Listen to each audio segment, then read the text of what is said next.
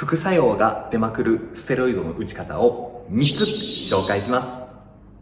これをやれば絶対に害のハゲ ED になれるので、ぜひやってみてね。その1、オフサイクルを設けない。ステロイドは一定期間打つのをやめないと男性ホルモンのバランスがおかしくなってしまい、ロイドレイジやガイノになりやすくなります。ロイドレイジを体験してみたい方はぜひやってみてね。その2、ケア剤を使わない。ケア剤を使用しないだけで全副作用にかかるよ。超簡単。その3、スタックしまくる。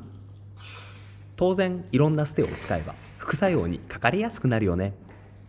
この打ち方をすればあなたも明日からガイノマン。筋肉と副作用を手に入れて光と闇の両方を体験してみよう。